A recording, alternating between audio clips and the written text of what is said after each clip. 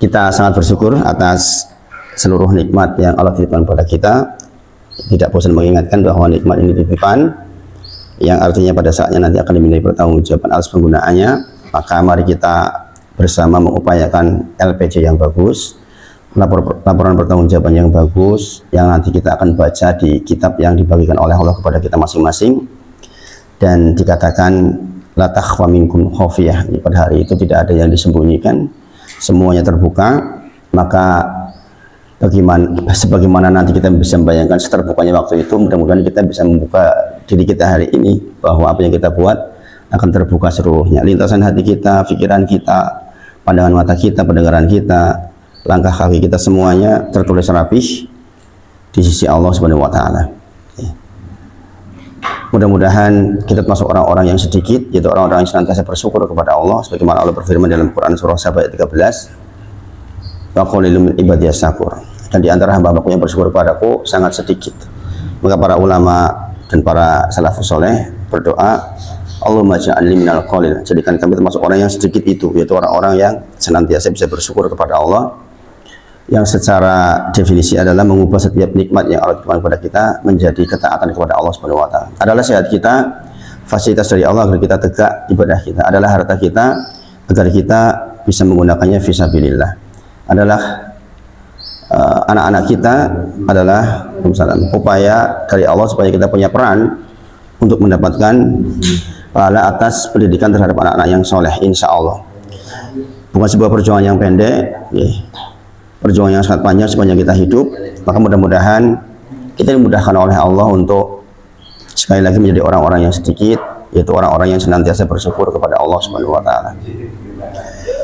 Salawat dan salam kita sampaikan pada junjungan kita Nabi Muhammad sallallahu alaihi wasallam, senantiasa minta kepada Allah agar termasuk orang-orang yang dimudahkan dalam belajar risalahnya, hidup di atas sunnah-sunnahnya, dan mudah-mudahan ketika meninggal nanti juga sedang di atas sunnah Nabi Muhammad sallallahu alaihi wasallam.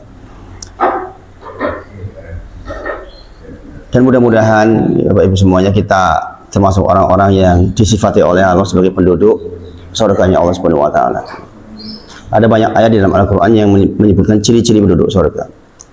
Dalam Quran surah Al-Furqan misalnya tentang Ibadur Rahman, itu penjelasan yang sangat panjang lebar, dan salah satu yang sangat legendaris yang kita baca kontinu adalah Quran surah Ali Imran 133 sampai 136. Wasari'u ila maghfiratin min rabbikum wa jannah.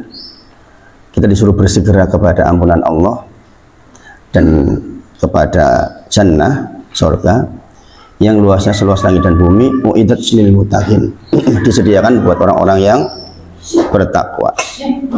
Maka dikatakan sebaik-baik bekal memang ketakwaan. Wa tazawwadu fa inna khairaz zadi taqwa. Kita disuruh berbekal dan sebaik-baik bekal adalah takwa kepada Allah Subhanahu wa taala. Adapun sifat yang disebut di dalam Ali Imran 134 terkait dengan ketakwaan, ini implementasi kita bentuk syukur di dalam kehidupan kita sehari-hari adalah alladzina yunfikuna fis sarra'i wad dharra. Yang pertama adalah orang-orang yang senantiasa berinfak dalam kondisi longgar maupun dalam kondisi sempit. Itu fi'il mudhari' nih. Alladzina yunfikuna fis sarra'i wad dharra. Artinya fi'il mudhari' itu sedang berlangsung. Makanya kalimat tentang berinfak ini adalah orang yang senantiasa dia kontinu di dalam berinfak dalam kondisi lapang maupun dalam kondisi sempit, dalam kondisi lapang maupun dalam kondisi sempit.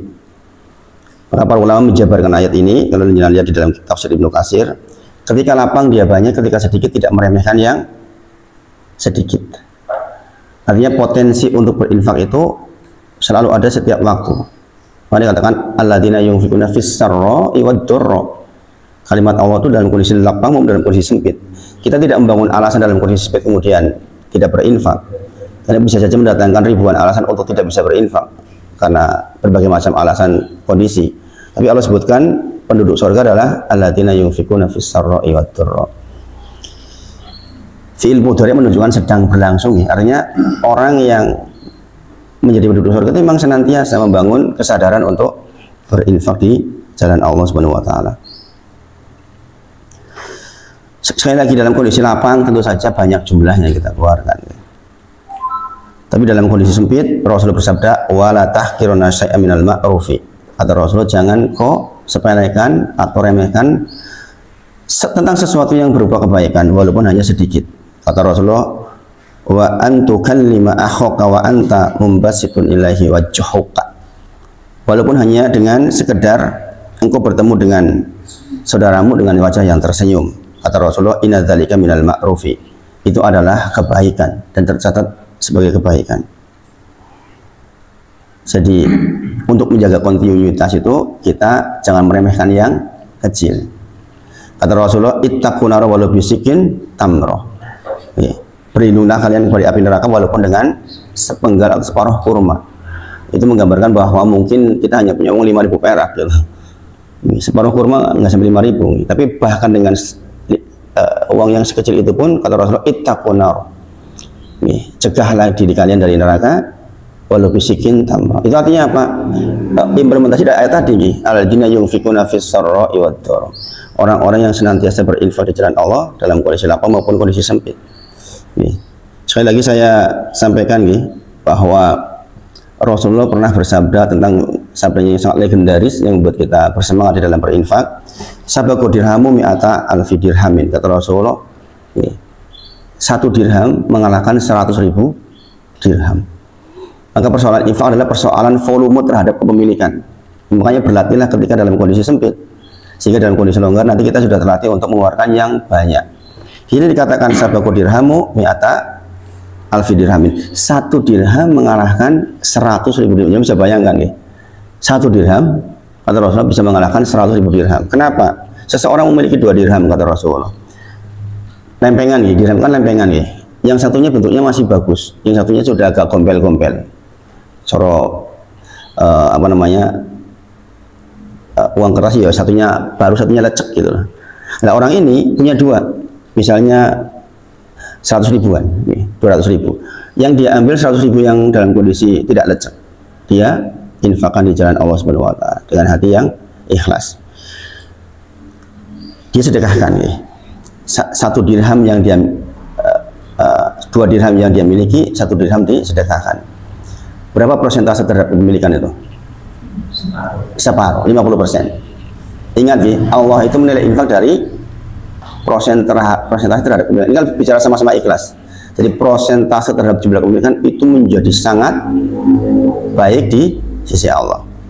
Kemudian seseorang yang lain memiliki harta berlimpah ruah, lalu ia mengambil 100.000 dirham dari kekayaan itu dan menyedekahkannya. Hadis yang disabdakan, 1 dirham sabaqo dirhamu mi'ata afi dirhamin. 1 dirham bisa mengalahkan 100.000 dirham.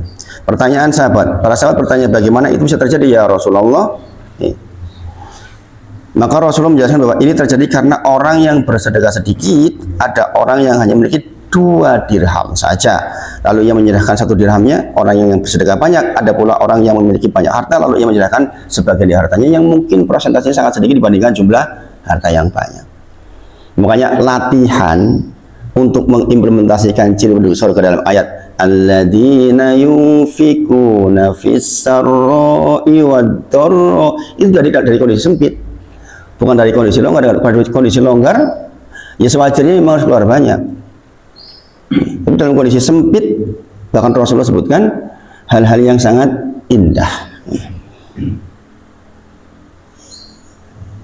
Ini kalau jangan lihat baca di tafsir Ibnu Katsir tentang bagaimana beliau menerangkan tentang ayat ini, itu menakjubkan sekali. Beliau menyebutkan berinfak dalam kondisi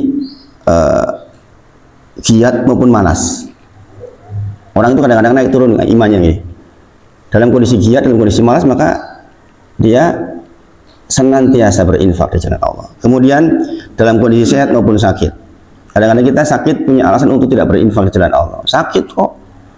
Ya. Tapi sesungguhnya justru kadang-kadang bala itu dibayar dengan sakit. Bala itu dibayar dengan sedekah kadang-kadang malah justru. Dan dengan segala kondisi apapun, kata Imam Ibnu Katsir, para ahli surga menunjukkan bahwa mereka tidak dilalaikan dengan keadaan apapun yang mereka terima, maka senantiasa dalam kondisi bertakwa. Nah itu salah satu ciri penduduk surga itu kita menyadari bahwa Kita harus senantiasa berinfak di jalan Allah Subhanahu wa taala. Yang lain wal kadiminal ghaid, menahan marah. Yang berikutnya adalah wal afina 'anil nas. Wallahu yuhibbul muhsinin.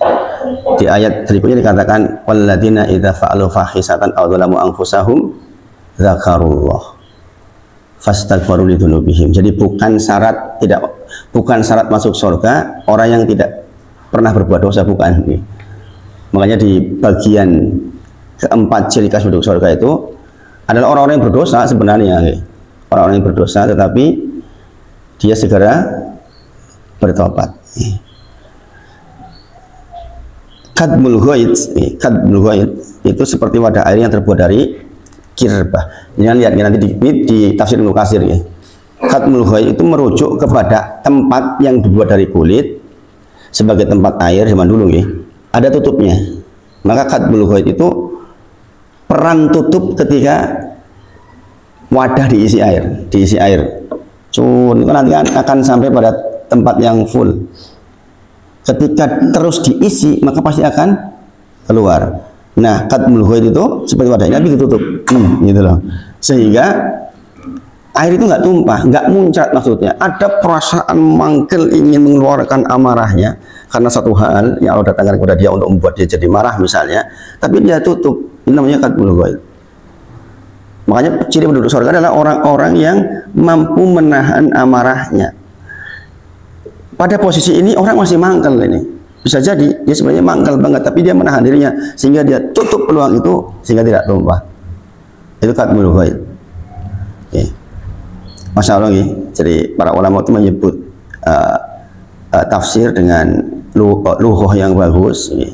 Sehingga dia bisa menerangkan sedemikian rupa ya. Kalau enggak ya luber lah, kalau enggak ya dia marah lah gitu.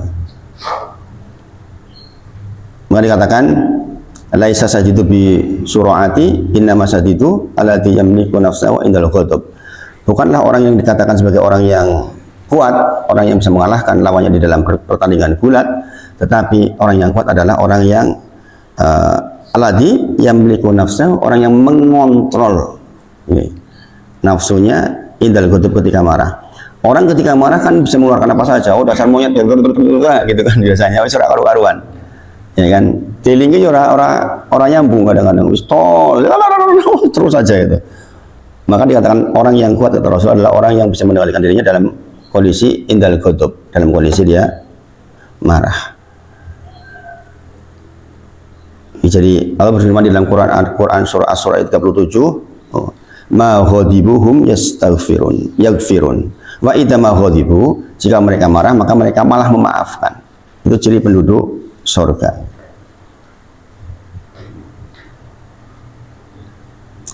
Yang ketiga ini singkat saya sampaikan untuk mengingatkan nih, sebagai bentuk syukur kita kepada Allah. Semalam saya sampaikan ini di Ar-Rayyan tapi dengan panjang lebar. Yang ketiga adalah wal afina 'anin nas. Ciri penduduk surga adalah memaafkan orang lain.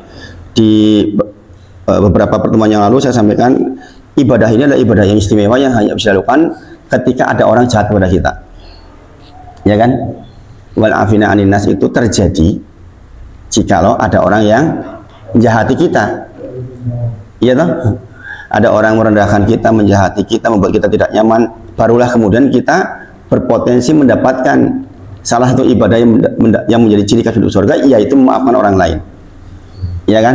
Berarti sebenarnya kalau kita paham ini, logikanya orang-orang soleh itu pasti akan didatangkan soal terkait dengan orang lain yang kemudian kita beribadah untuk memaafkan dirinya. Di Al-Fajr kemarin sudah saya bahas. Allah mengajarkan kepada kita 3 hal dalam kasus seperti ini. Jenengan didatangi oleh orang yang menyakiti jenengan, maka jenengan bisa melakukan wajaza'u sayyi'atin sayyi'atun misluha, kata Allah dalam Quran surah As-Surah ayat 40, surah 42 ayat 40. Wajaza'u sayyi'atin sayyi'atun misluha. Adapun balasan atas sesuatu maka yang semisal dengan itu. Boleh ya. Dia dikatakan monyet lu juga monyet itu boleh itu. Boleh itu. Karena balasan yang semisal, tetapi Allah berikan pilihan yang kedua. Kata Allah, faman afa wa aslaha fa ajruhu 'ala Allah. Kalimat fa ajruhu 'ala Allah pahalanya di sisi Allah, itu maksudnya pahala yang besar sekali. Jadi ketika engkau memaafkan dan berlapang dada, maka pahalanya di sisi Allah. Sementara yang tadi itu, yang pertama, kita balas dengan yang semisal, kan selesai itu. Ya kan? Kita tidak mendapatkan pahala atas perbuatan buruknya orang lain karena kita balas yang semisal. Kalau misalnya jenengan nggak bisa balas, jenengan orang lemah di dunia ini, jenengan dikriminalisasi oleh penguasa misalnya, jenengan nggak bisa balas, makanya jenengan bisa tuntut nanti di akhirat. Ya kan? Sehingga pahalanya dia masuk ke jenengan atau dosa jenengan masuk ke dia. Tetapi ketahuilah jumlah pahalanya masuk ke jenengan dengan jenengan tidak memaafkan itu jauh lebih kecil dibandingkan ketika jenengan memaafkan. Maka pilihan kita itu memaafkan sebenarnya. Faman afa wa aslaha fa ajruhu 'ala Allah. Sesungguhnya pahala atas orang yang memaafkan itu di sisi Allah. Berarti besarnya itu luar biasa dibandingkan jika jenengan tukar-tukaran tadi itu loh. Paham ya? Makanya ketika didatangkan keburukan kepada kita oleh orang lain, ya kita posisinya melakukan. Nah, yang Allah benci adalah innahu la yuhibbud dzalimin. Sesungguhnya Allah tuh nggak suka terhadap orang yang berbuat zalim. Jangan dibilang, oh dasar kayak monyet, kamu kayak monyet buduk, misalnya, kayak monyet korengan. Lah korengannya itu adalah kezaliman. Paham ya? Makanya kita sekali lagi ketika didatangkan orang yang menyulitkan kita, merendahkan kita, sesungguhnya kita sedang diajari oleh Allah untuk punya ibadah memaafkan, yang itu adalah ciri khas penduduk surga. Makanya jenengan nggak usah marah kalau ada orang yang datang kepada jenengan bikin jenengan sakit. Kesempatan memaafkan. Ya. Apakah ini mudah? Sulit.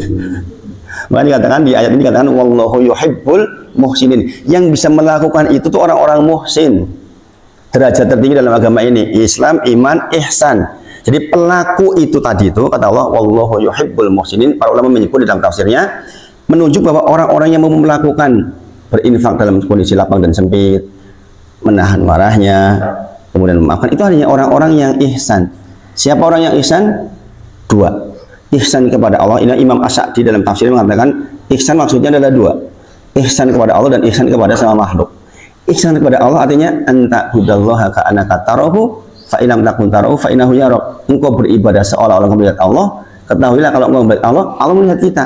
Keadaan di mana kita merasa selalu diawasi oleh Allah Subhanahu wa taala. Orang yang merasa diawasi pasti produksi terhadap amalnya pasti amal baik. Ya kan? Kemudian ihsan pada manusia itu tadi yang disebut dalam ayat ini.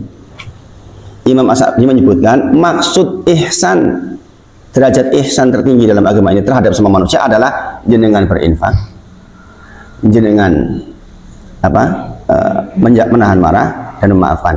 Di pertemuan sebelumnya saya kisahkan tentang dai dari Maroko, tentang kisah yang menakjubkan. Saya ulang ya biar masuk ke dalam relung hati kita. Ini kejadian belum lama kan, kejadian masih di 10 tahun terakhir ini.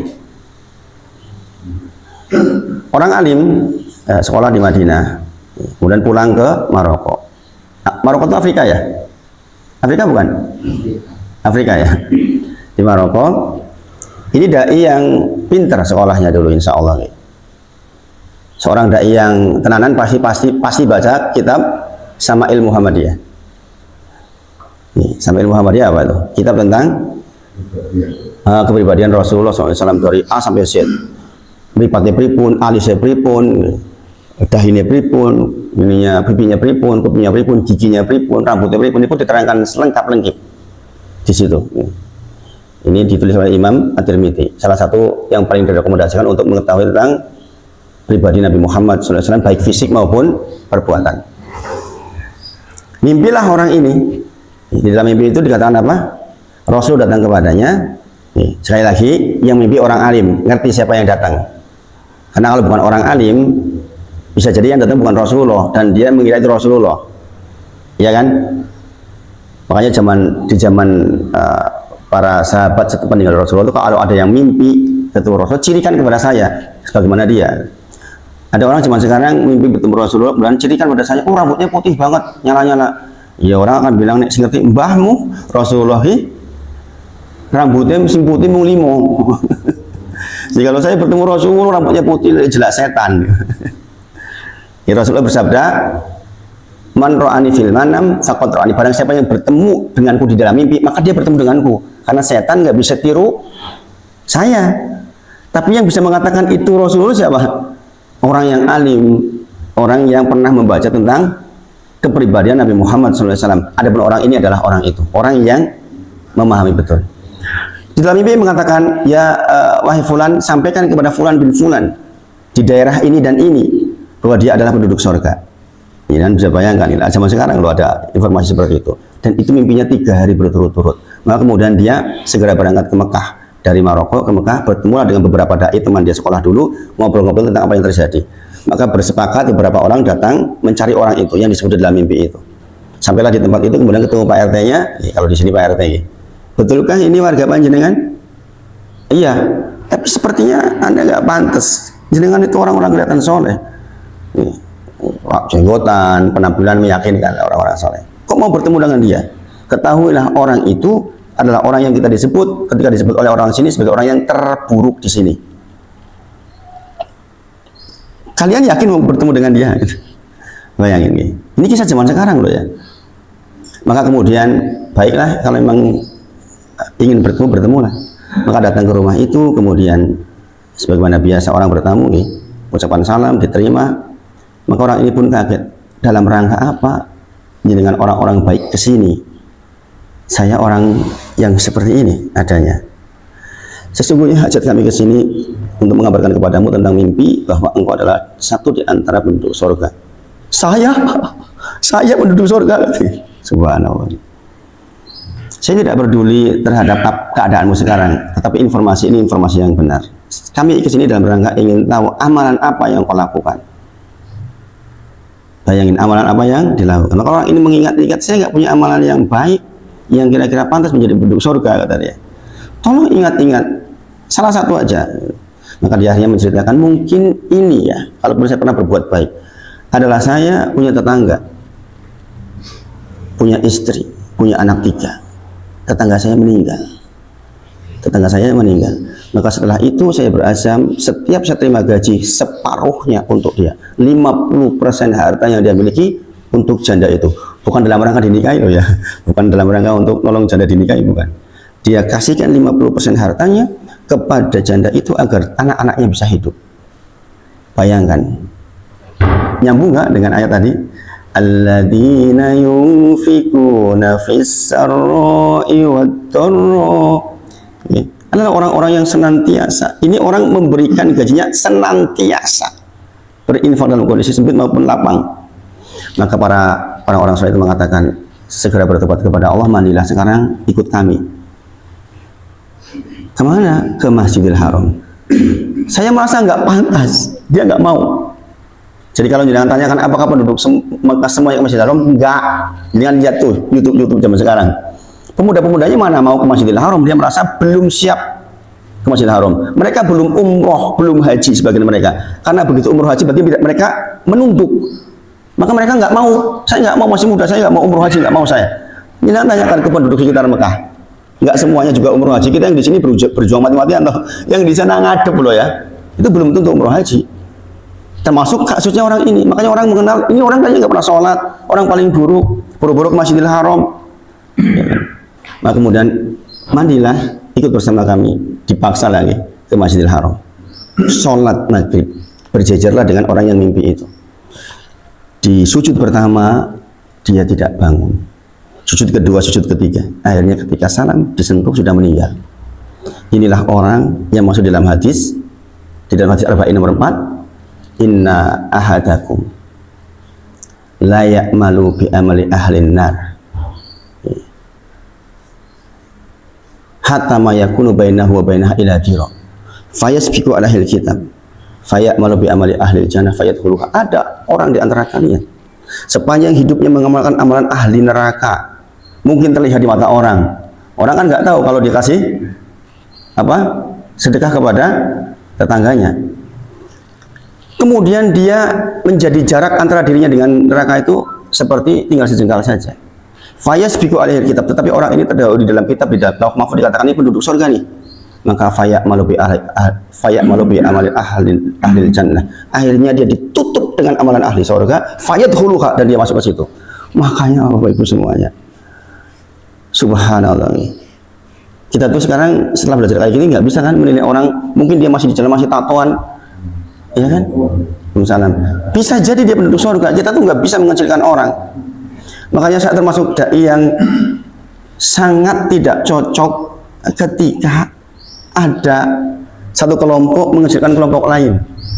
Satu kelompok merasa benar sendiri, kemudian dia mengklaim yang paling berat, kemudian yang lain salah. Bahkan dai-dai terkenal pun ditahdir. Saya mengalami. Saya mengalami. Kita perhatikan Bapak Ibu semuanya, tidaklah sesuatu yang saya ucapkan kecuali insya Allah. Insya Allah bukan kalimat buah pemikiran sendiri, insya Allah. Saya termasuk orang yang rajin membaca, sehingga kalimat yang dikeluarkan adalah sesuatu kalau jangan mau rujuk, jangan akan ketemu. Yang barusan saya baca ini tadi semua ini, jadi bisa lihat di tafsir Ibnu Katsir, tafsir As-Sa'di. Bahkan tafsir kontemporer yang dibuat oleh Al-Maraghi dari Mesir, saya baca Bapak Ibu semuanya. Tetapi kan nggak mungkin saya selalu mengatakan ini diambil dari ini kan nggak selalu seperti itu di pondok. Jadi ke situ ini, ini karena barusan ada kejadian jadinya ingat, makanya disampaikan. Jadi sekali lagi Bapak Ibu semuanya, saya memang kadang-kadang nggak nyebutkan kalimat ini dari mana. Ya ini bukan di pondok. Kalau jangan belajar di pondok, saya sebutkan satu persatu. Katanya memang tiap hari, sehari bisa 8 jam belajar agama. Sehingga ketika menerangkan sesuatu ya detil satu persatu, ini diambil dari ini diambil dari ini. Jadi kalau di sini kita seminggu sekali menerangkan kayak gitu habis untuk satu ayat nggak selesai satu kali pertemuan. Gini bogi. Jadi jangan kalau mau belajar lebih banyak, video dilihat, nanti jenengan lihat lagi tentang kalimat-kalimat yang diucapkan. Nah itu nih, masya Allah. Mudah-mudahan menjadi pengingat buat kita. Yang keempat, di ayat berikutnya dikatakan apa penduduk surga itu? Walladzina idza fa'alu fahisatan aw dzalamu anfusahum dzakarullah fastaghfiru lidzunubihim wa may yaghfiru dzunuba illallah. Jadi penduduk surga itu tidak disyaratkan menjadi orang yang tidak pernah berdosa. Di sini dikatakan orang-orang yang melakukan dosa besar dan kecil. Fahisyah itu adalah dosa besar. Perzina. Di tafsir Jalalain ini saya sebutkan sekarang nih. Kalau di tafsir Jalalain maksud dari ayat ini adalah zina dan mencium. Bahasanya gitu itu. Di tafsir Jalalain. Apakah cukup saya baca tafsir Jalalain? Enggak cukup. Enggak cukup. Kalau artinya cuma itu toh saya kira terlalu sempit. Ternyata di Ibnu Katsir dan As-Sa'di lain. Walaupun semisal itu yang saya maksud itu. Paham nggih? Bahwa ini bukan ijtihad. Saya mengatakan misalnya maksud ayat waladina idza fa'alu fahisatan aw dzalamu anfusahum. Saya mengatakan misalnya begini. Itu maksudnya zina dosa besar. Itu maksudnya yang dolim itu hanya cium saja. Ini kan katanya berbeda. Itu ngarang-ngarang kau Ustaz Wahid. Jangan lihat di tafsir jalan lain. Begitu kalimatnya. Gitu gitu. Makanya mulai sekarang mungkin saya bakal sebut-sebut sumbernya. Supaya nggak dikira ijtihad sendiri. Subhanallah. Jadi disitu katakan fahisyah itu adalah dosa besar. Jadi bukan syarat orang menjadi ciri penduduk surga tidak pernah berbuat dosa besar. Mungkin dia pernah berzina, mungkin, ya kan? Atau dia zalim pada diri sendiri. Setiap orang berbuat maksiat kepada Allah, maka sebutannya dia sedang berbuat zalim pada diri sendiri, ya kan? Ya enggak? Jangan sepakat enggak? Jangan mendolimi dirimu sendiri ya. Jangan paham enggak maksudnya? Paham nggak maksudnya? Kenapa kok jenengan dikatakan ketika jenengan berdosa atau bermaksiat, misalnya nyenggol orang, pegang orang yang nggak sah, cium yang tidak sah, dikatakan zalim? Jenengan paham nggak? Karena asalnya ketika jenengan bermaksiat kepada Allah, jenengan sedang berbuat zalim pada diri jenengan. Adalah ketentuan dari Allah. Jenengan lihat nanti ayatnya banyak banget. Ketentuan dari Allah bahwa orang yang maksiat pasti hatinya tidak tenang.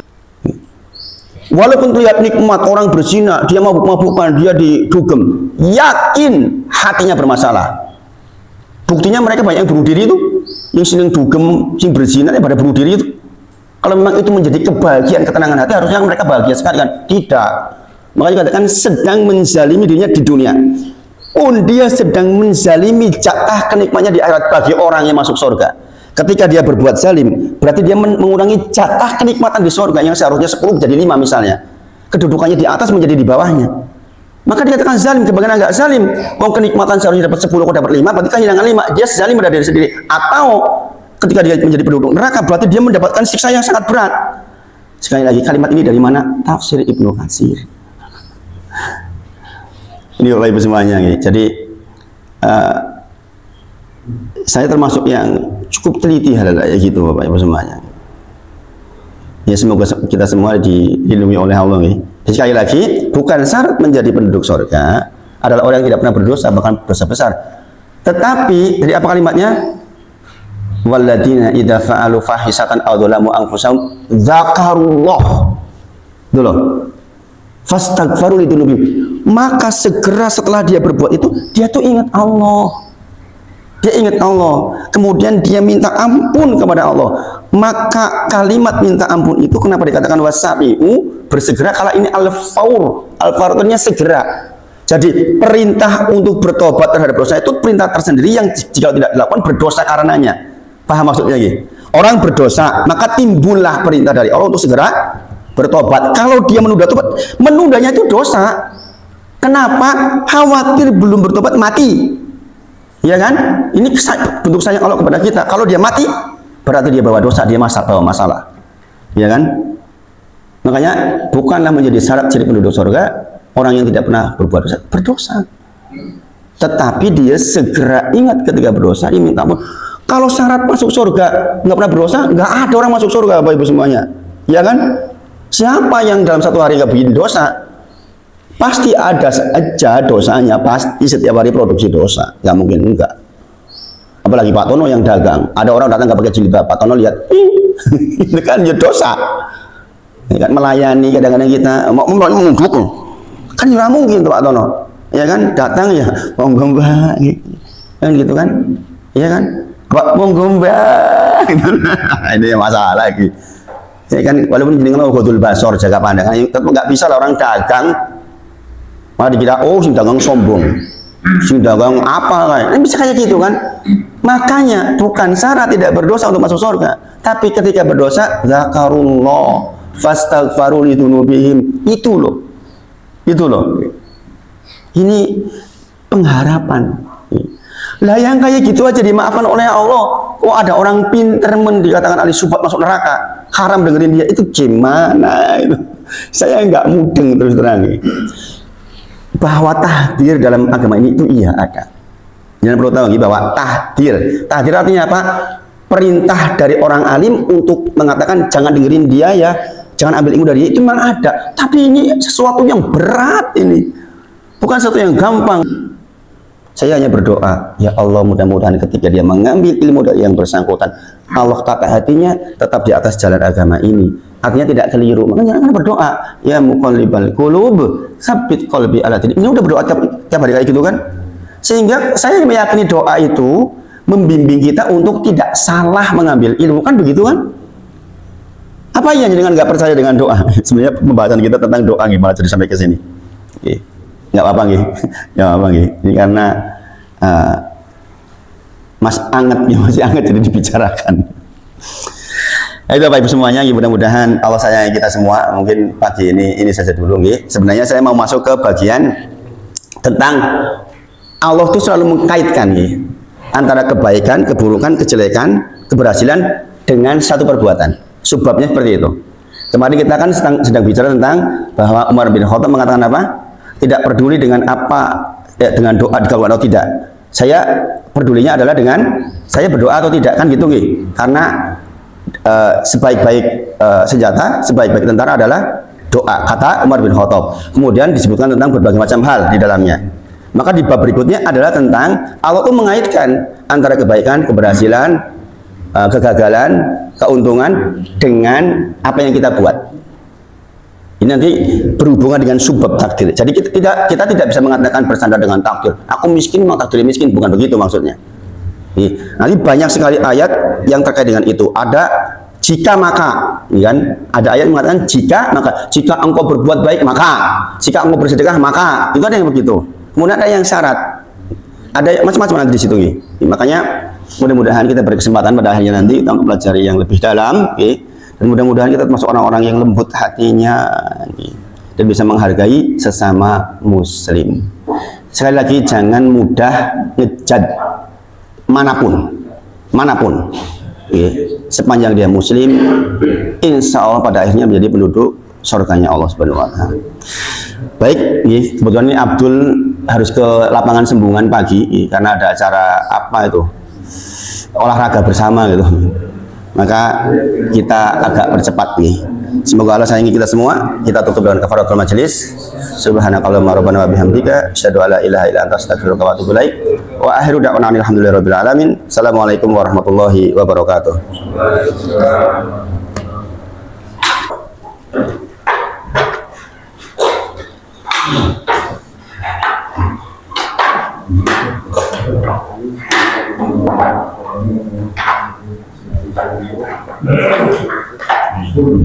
Salam.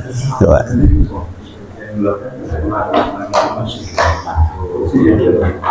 Thank